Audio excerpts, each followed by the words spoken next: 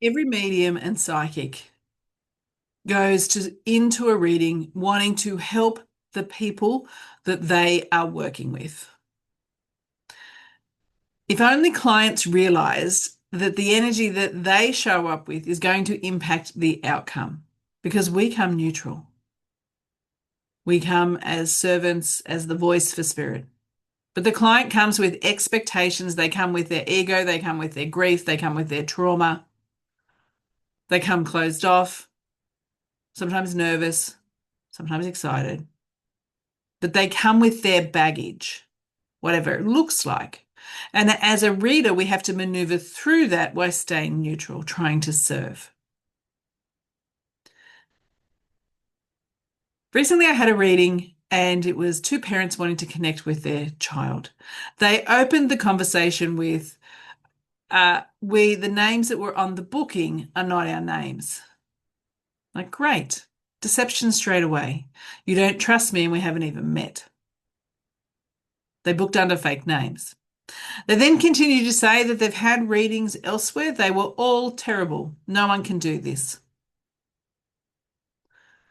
It's like, awesome. So you've already decided that I can't do it. I'm like, why am I here? There are so many other people I could be reading for. But my job is to serve, and so I did. I explained to them that I needed validation. Validation is really important. Without validation, the reader does not know if they are choosing the words that resonates. We also don't know if we need to go back and get more information from Spirit. This is a puzzle we are putting together. We don't know Spirit. It's the first time we've met them. We don't know you. And we don't know the dynamic that you've had between you and Spirit. So we're going to give you the words for what we're seeing, hearing, feeling. And as a client, you need to tell us yes or no. Does it make sense or not? We don't need the whole story. Most of us don't want it. We just need to know if the words that we are saying are resonating. If not, we go back to your loved one and get another piece of the jigsaw puzzle and we give it to you. And you, as the client, put it together. That's your job. So as I'm going through this process, they are giving no validation. So I don't know. Every now and then there might be like a little noise. That's about it. It's like swimming through mud for a stranger that at the end, when you're trying to reach, and they're like, I'm not putting a stick out to help you. It's what it's like. And sometimes in that space, I do wonder uh, why I put my body through this experience of mediumship. Because every reading that a reader does for you has an impact on their body as the energy comes through. It changes the chemistry in our bodies. And so I wonder when I'm greeted with that kind of connection, that kind of response from a client, why? And why so many readers don't stick at it, why they don't do it.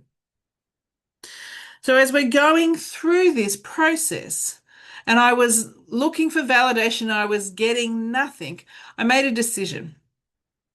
I was going to stop the reading and go and let them go on with their life, uh, do what they wanted to do, and I could go and read for someone else.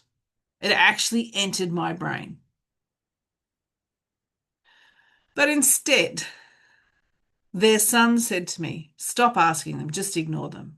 And so I did. And so I ignored them as if they weren't there. And I just channeled the whole message from their son with all the evidence, without wondering if it landed correctly or not, and the message.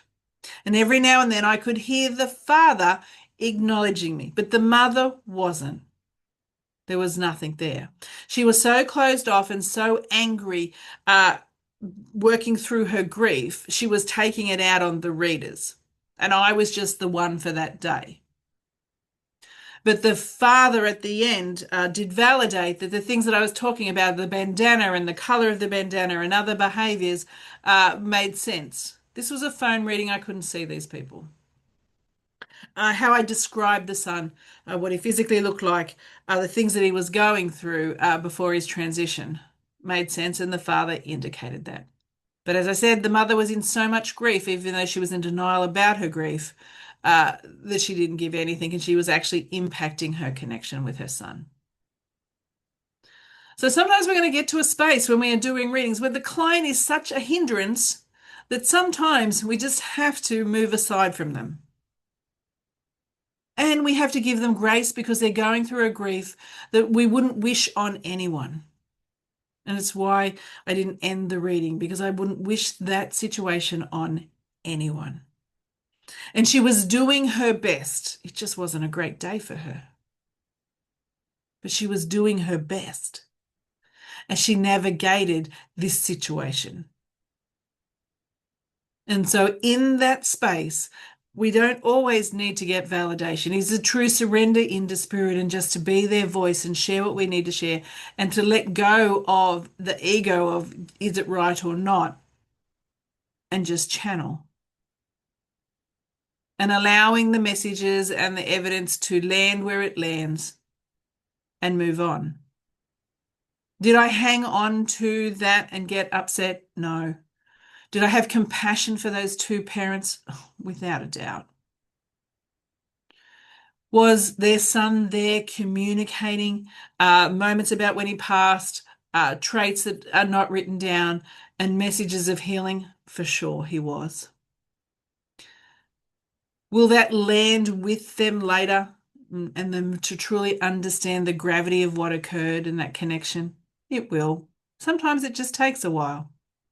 So as a reader, we have to make sure that our ego doesn't take over.